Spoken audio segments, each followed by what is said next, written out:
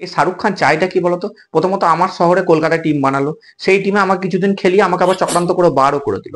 আমিও তাই করলাম, আমিও ওর শহর দিল্লিতে গিয়ে নতুন টিম বানিয়ে নিলাম। ওই অবধি হিসাবটা ঠিক ছিল। কিন্তু গত এই গত যে কেকেআর এর সঙ্গে ম্যাচটা হলো আমাদের দিল্লির, এই ম্যাচে এত মারাটা ঠিক ছিল?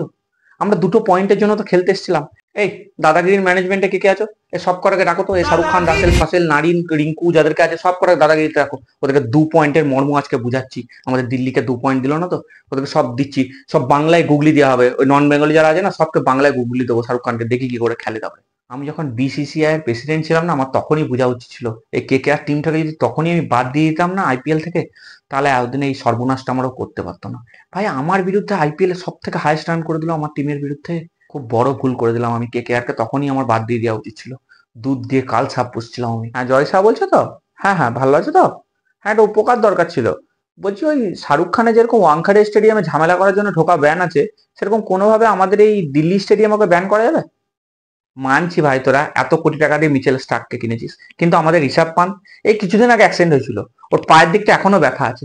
এত জোর জোর কেউ বল করে, ওর পায়ের দিয়ে একটু লেগে যায় কি হবে? দেশের ভবিষ্যৎ আমাদের। আমি তো হিউম্যান রাইটস আমার কমপ্লেন করা উচিত। এই হিউম্যান রাইটস এর নাম্বার কার কাছে আছে রে? এত কেউ মারে আমাদের? হ্যাঁ, হিউম্যান রাইটস এ গিয়ে বলো তো, আমাদের দিল্লি ছেলেগুলোকে অনেক মেরেছে, কলকাতার এই নারীন ফারিনরা, ওদের নামে কমপ্লেন করে দাও। শাহরুখ খান কিন্তু নামেই টিম বানাবে, বাংলার নামে, কলকাতার নামে। বাংলার কিন্তু একটা ছেলেকেও খেলাবে না। আমরা আজ খেলিয়েছিলাম, ঈশান পরেল বাংলার ছেলে, আমরা খেলিয়েছিলাম, জিরোতে আউট করে দিল ওকে। কোনো মানে হয়? একটু বাংলার ট্যালেন্ট একটু ফুটুক আমি চাইছিলাম। না, সহ্য হচ্ছে না ওদের। হিংসা, এরা সব হিংসা করে আমাদের কলকাতার লোকগুলো আমাকে। আর আমি কলকাতার এই নারিন, রাসেল, রিঙ্কু এদেরকে বলবো, একটু দূরে মারলেও ছয়, অনেকটা দূরে মারলেও ছয়। এত মেহনত করিস কেন তোরা? একটু কাছে কাছে মার। এত জোরে জোরে ছয় মারার কোনো প্রয়োজন আছে আমাকে দেখানোর জন্য? দুটো বল বেহালাতে আমার বইয়ের নাচের স্কুলে গিয়ে পড়েছে। কি পাস তোরা এত জোর জোর মেরে? আমাকে হিংসায় আমার কষ্ট হচ্ছে তো এগুলো। ম্যাচ যখন শুরু হলো, আমি খবর পেলাম দিল্লি স্টেডিয়ামের সামনে ভালো একটা দই বড়ার দোকান বসেছে। আমি ভাবলাম উঠে গিয়ে কিনতে যাবো। যখন উঠতে গেছি দেখছি নারিন ছমাদম ছয় মারছে। আবার উঠে গিয়ে দই বড়া কিনতে যাবো ভাবছি, দেখছি আবার দমাদম ছয় মারছে। আমি ভয়ে আর গেলাম না।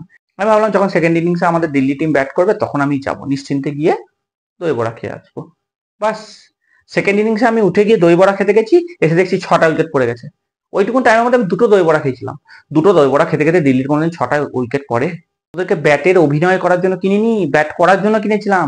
এত রান কম কি করে হয়? ওরা 270-80 করছে, তোরা অর্ধেক কর এক একজন। কই রান কই? যখনই স্টেডিয়ামের স্ক্রিনে আমাকে দেখাচ্ছে, তখনই দেখছি কলকাতা সাপোর্টিভ যে মামুনিগুলো আছে, কলকাতা জার্সি পরে আমাকে দেখি দেখি আরো নাচছে। এই দাদাগিরির মার্কেটিং কে কে আছো? তুমি আছো? পরের বার যখন এই কলকাতাতে অডিশন হবে না দাদাগিরির, জিজ্ঞেস করে নেবে ফেভারিট আইপিএল টিমকে।